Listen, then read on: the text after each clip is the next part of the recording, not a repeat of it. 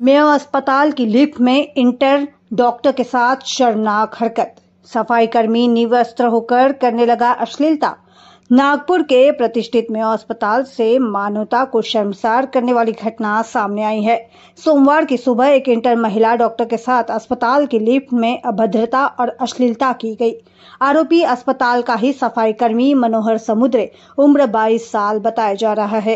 कथित तौर पर लिफ्ट में अकेले मौजूद था जब पीड़िता अंदर दाखिल हुई।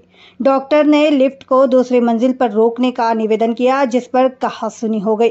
इसी दौरान आरोपी ने सारी सीमाएं लांघते हुए अपने वस्त्र उतार दिए और महिला डॉक्टर से अश्लील हरकतें करने लगा। डॉक्टर की तत्परता और साहस से यह मामला सामने आया, जिसकी जानकारी अस्पताल प्रबंधन और तहसील थाने को दी गई। इस शर्मनाक घटना के बाद मेयो अस्पताल के इंटर्न और मेडिकल स्टाफ में भारी रोष है। पुलिस द्वारा आरोपी को गिरफ्तार किया गया है। इस मामले में अधिक जांच शुरू है, ऐसी जानकारी पुलिस द्वारा दी गई है। इस घटना ने एक बार फिर महिलाओं की कार्यस्थल पर सुरक्षा को लेकर गंभीर चिंता खड़ी कर दी है।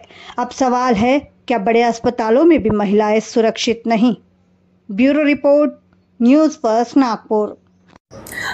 मेयो हॉस्पिटल इथल्या इंटर्न महिला डॉक्टर यांनी पोलीस स्टेशन तहसील येथे येऊन तक्रार दिली की त्या मेयो इथे कर्तव्यावर हजर असताना जेव्हा लिफ्टचा वापर करून तळमजल्यावरनं दुसऱ्या मजल्यावर जात होत्या, तेव्हा त्यांच्यासोबत तेथेच मेयोमध्येच चतुर्थ श्रेणी कर्मचारी, सफाई कर्मचारी मनोहर समुद्रे हा काही सामानासोबत लिफ्टमध्ये आला। ते दोघंच लिफ्टमध्ये असताना मनोहर समुद्रे यांनी त्याचे पॅन्ट आणि अंडरगार्मेंट्स काढून त्याच्या गुप्तांगाला हात लावण्यास सुरुवात केली आणि त्यामुळे घाबरून आणि अश्लील हावभाव करून तो महिला इंटर्न डॉक्टर कडे पाहत होता।